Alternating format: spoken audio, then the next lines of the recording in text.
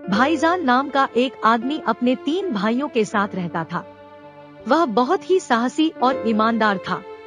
वह अपने भाइयों की बहुत देखभाल करता था। भाईजान सारे इलाके में गुंडों की पिटाई करने के लिए बहुत फेमस था। भाईजान का एक वकील दोस्त भी था जो अक्सर उसे जेल से बेल भर छुड़ा कर ले आता था।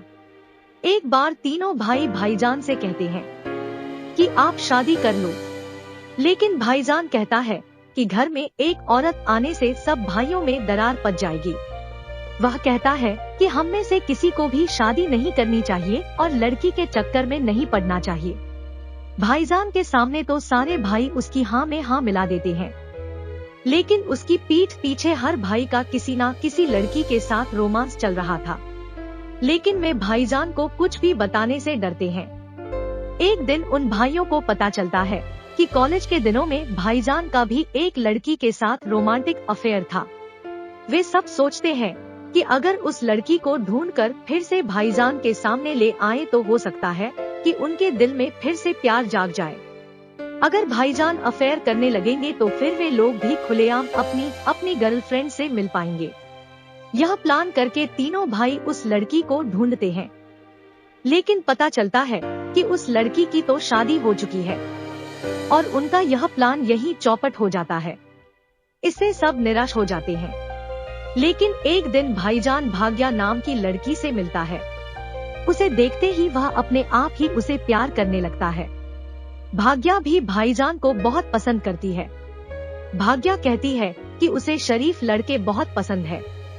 यह सुनकर भाईजान परेशान हो जाता है, लेकिन भाईजान भाग्या की खातिर अब एक शरीफ लड़का बनने की ठान लेता है।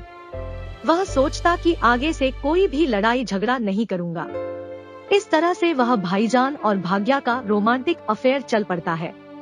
यह देखकर दूसरे भाई भी बहुत खुश होते हैं और कहते हैं कि उन्हें भी अफेयर कर लेना चाहिए। भाईजान को अब इससे कोई आपत्ति नहीं थी। एक दिन भाईजान ट्रेन से भाग्या के साथ कहीं जा रहा था। तभी कुछ गुंडे एक लड़की को छेड़ने लगते हैं। भाईजान उन गुंडों को बहुत पीटता है।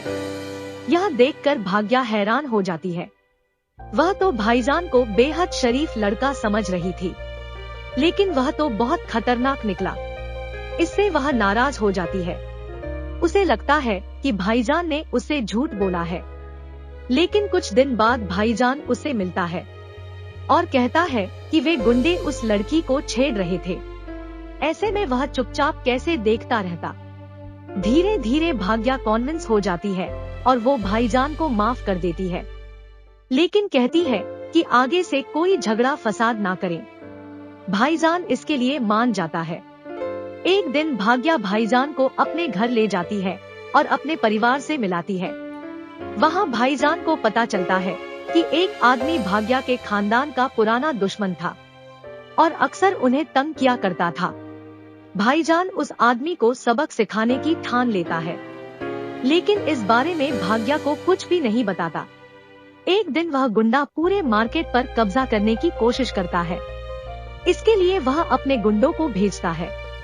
गुंडे सबसे हफ्ता वसूलने की कोशिश करते हैं, लेकिन तभी भाईजान वहां पर आता है और उन गुंडों की पिटाई करके भगा देता है। इसके बाद वह गुंडा भाईजान के छोटे भाई को किडनैप कर लेता है और उसे मारने की धमकी देता है। इसके जवाब में भाईजान उस गुंडे के घर में जाता है और वहां उसके आदमियों को मारकर उसकी बेटी को किडनैप कर लेता है। मजबूर होकर उस गुंडे को भाईजान के भाई को छोड़ना पड़ता है। इसके बाद भाईजान उस आदमी एक गुंडों को खूब मारता है। उस गुंडे ने पहले किसी आदमी का मर्डर किया था। भाईजान इस सब का सबूत इकट्ठा करता है और पुलिस को सौंप देता है। इससे पुलिस उसे पकड़कर जेल में बंद कर देती है। इसके बाद भाग्या का परिवार बहुत खुश हो जाता है। उन्हें उस दुश्मन से मुक्ति मिल जाती है और इसके बाद भाईजान और भाग्या की शादी कर दी जाती है।